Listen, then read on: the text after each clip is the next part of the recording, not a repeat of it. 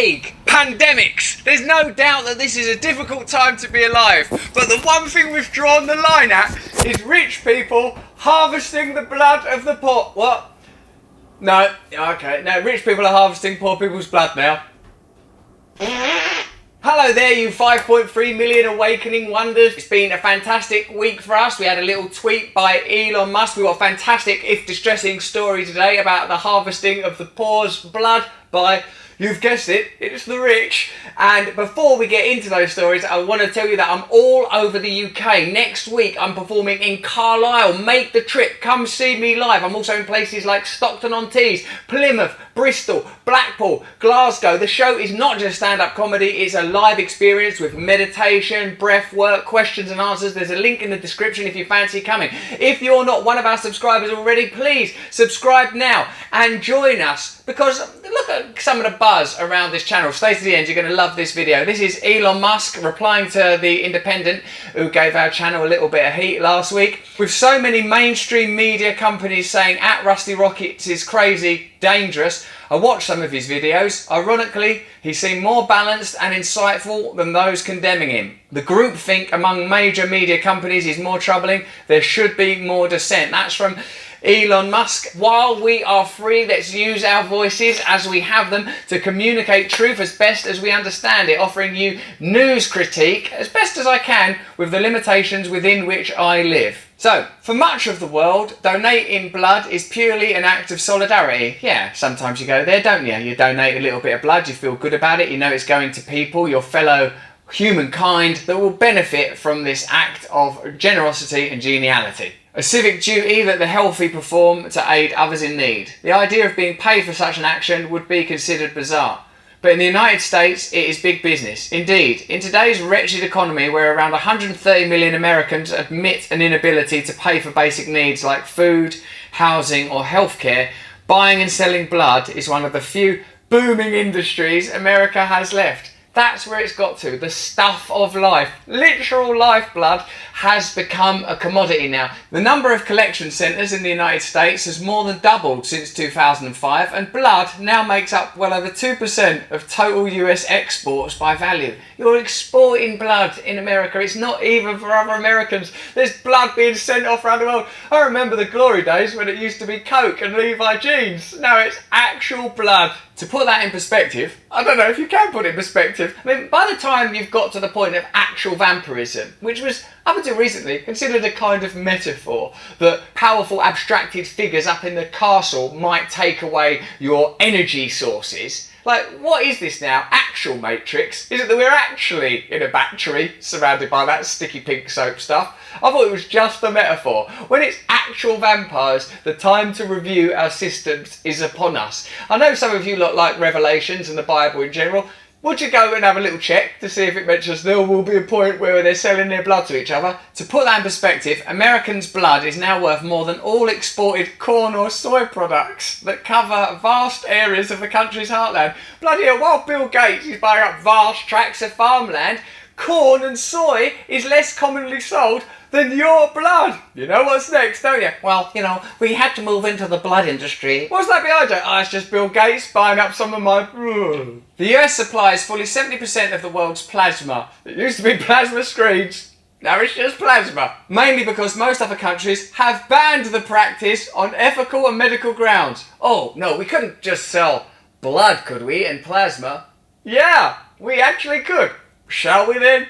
Yes. Exports increased by over 13% to $28.6 billion between 2016 and 2017, and the plasma market is projected to grow radiantly, unlike the population who are looking a bit pale, according to one industry report. It's primarily the plasma, a golden liquid. I don't even like reading this very much. I do like hearing it. Like to have your anatomy broken down so pragmatically, literally as a resource. There are some people that find it abhorrent that we unthinkingly regard the earth herself as a kind of resource for mining and gas and, well, literally everything, I suppose, one way or another. But when it actually becomes mining yourself for your blood, while big tech mines your consciousness for your attention in order to modulate your behaviour, what is left What bit of you is actual you right now? What is off bounds? What is off limits? Where is the line? When you're selling the golden liquid that transports proteins and red and white blood cells around the body. Golden liquid, you say? Running coursing through my veins?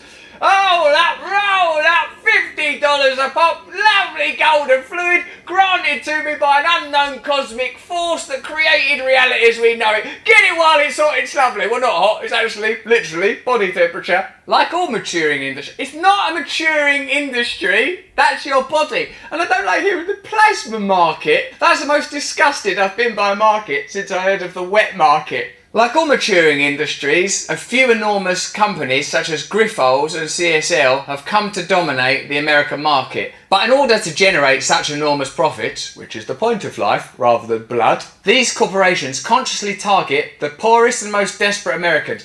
Who would sell the precious golden fluid that's literally transporting red and white blood cells around your body? God, it's hard to think. I mean, you'd have to be desperate, keep going, poor, yeah, under continual economic pressure, yeah. So I suppose it's the poor and desperate? Get them on line one! I'm afraid they don't have phones. One study found that the majority of donors in Cleveland generate more than a third of their income from donating blood. I suppose you would, wouldn't you? I suppose you would. If times got so hard, the only thing that was left for you to sell was you. This is where I start to question our ideologies. I know that some of you feel like that free market capitalism is a good solution, and you are fearful of any entity that could impose regulation. I don't agree with big government. I don't agree with centralisation. I couldn't be further from believing that there should be some weird centralised technocratic government. I believe we should run our own communities. But when you get to this point in a narrative where the demands of capitalism create a situation where the only thing people have left to sell are themselves, maybe you need to look at different ideologies. Maybe we should be thinking about something besides the amount of profit we could generate. Sometimes I think when I'm in a hospital or whatever, God, shouldn't we be employing more people like that are just here, doing counselling, that are helping, that are doing porterage, that are assisting? Couldn't we create more jobs? No, you can't create more jobs. Why? Because we have to maximise the profit. Right. So can't we address this constant need for maximisation of profit? Think about the other things that matter in your own life. Love, time, things that you're not going to get back. Blood. I mean, we already sell time. I suppose that's what a job is. But once you're selling the golden fluid, I didn't like reading that. It's made me feel unusual. Desperate Americans are allowed to donate twice per week. That's 104 times a year. But losing that much plasma could have serious health consequences. That's weird. What? Health consequences? Don't let that get in the way of the business model. Serious consequences, most of which have not been studied. Around 70% of donors experience health complications. Donors have a lower protein count in their blood, almost as if they're selling their blood, putting them at greater risk of infections and liver and kidney disorders. Many regulars suffer from near permanent fatigue, almost as if they're selling their blood, and are borderline anemic. Anemic, that's when you don't have enough what?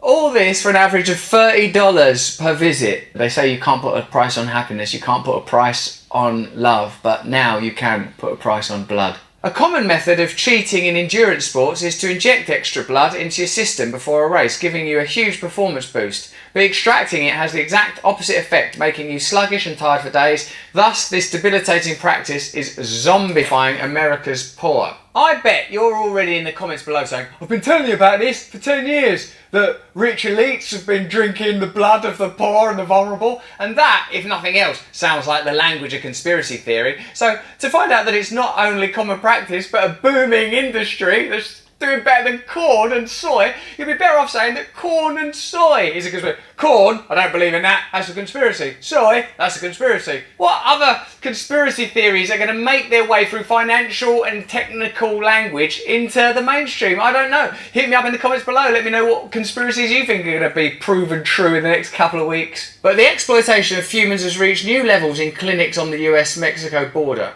Every week, thousands of Mexicans enter the US on temporary visas to sell their blood to for-profit pharmaceutical corporations. Oh, the old pharmaceutical corporations, we've never had to query their actions before. They haven't had to be dragged through the courts on occasion after occasion for various forms of malpractice, then been granted a historic amount of power and control and indemnity in a time of great crisis. These are the very people, I'm assuming the same people, that are now profiting from poor people's blood. The practice is banned on health grounds in Mexico, but is completely legal north of the border. Big Pharma is particularly interested in the blood of the young. One billboard campaign from Grifols intentionally targeted working class students. Need books? No worries. Donate plasma, reads the headline. Bit poor? Life not going well? Hand over the good stuff. Teenager blood is in high demand in, of all places, Silicon Valley, where anti-aging technologies are the latest trend. Do you sometimes think there's some subtle ulterior energy that operates below the level of ordinary discernible reality is trying to tell us in increasingly metaphoric and poetically beautiful ways that something is wrong with the world and that we need to awaken? Because I sometimes think there's intelligence that's beyond human intelligence, even if it's our collective cultural intelligence, the kind of intelligence that leads to consistent myths with consistent themes and specific and particular experiences being played out. When you find that the blood of the poor and the young is being shipped to Silicon Valley, which essentially is the land of the giants now, if you wanted to give it a mythic framework. Like if you read something in a storybook, the giants were stealing the blood of the young, you'd think, this is a bit far-fetched, but now you could just read that in the news. One company, Ambrosia, which is again, that's the food of the gods in Greek mythology, charges $8,000 per treatment to aging tech executives, infusing them with the blood of the young. You know when it's something tangential, like, hold on a minute, but shouldn't private companies pay more tax because, you know, they're using the labour force that have been educated at the expense of the state, or they're using roads that have been built with taxpayers' money, or infrastructure, or in the case often of pharmaceutical companies and tech companies, they're selling and marketing technologies that were evolved and developed using your taxpayer dollars. It's more abstract, isn't it? But now that it's actual blood, it's very difficult to go, yeah, but it's not really that, because big businesses, do you know what I mean? They're geniuses, they've done this themselves. This is the American dream. You could yourself be sucking on someone else's blood. Instead of complaining about all this blood suckery, why don't you get off your fat ass? Get off your fat ass and steal someone else's blood. Despite the fact there's no clinical evidence that the practice has any beneficial effects. They're just doing it for the fun of it now. There's no evidence it's effective. Yeah, I know, but I just like seeing weak teenagers stumbling around Los Angeles. Makes me feel pretty tough. Business is booming. One committed customer is PayPal co-founder Peter Thiel, who is reportedly spending vast sums of money on funding anti-aging startups. Thiel claims that we've been conned by the ideology of the inevitability of death of every individual. Oh yeah, that old con that life is transient and passes by. All these superstitions, don't walk under a ladder, watch out for magpies, don't drink young people's blood. They're holding us back. And believes that his own immortality may be just around the corner. Well, there you are. We have war, we have plague, we have vampires. At what point do you think that you'll be ready to consider alternative political models? Some kind of libertarian anarchism where people run their own communities democratically, where power is decentralised wherever possible. Really, nothing more than actual democracy. And if that's too much to ask, can we at least stop rich people from drinking poor young people's blood? Or is that another thing to chalk off? No, we do that now. That's another thing we do. Anyway, that's just what I think. Let me know what you think. Let me know in the comments below. If you're not already a subscriber, subscribe to our channel. Only 48% of you currently subscribe. Let's get that number up to 10 million. Was it worth staying to the end of this video? I hope so. If you enjoyed this one, have a look at this one or this one. Remember, I'm all over the UK on tour. Stockton-on-Tees, Carlisle, Blackpool, Bristol. Make the trip. Come see me. It's an incredible event. Please click to be on our mailing list so we can stay in continual contact with you. Most importantly of all though, all 5.3 million awakening wonders, stay free.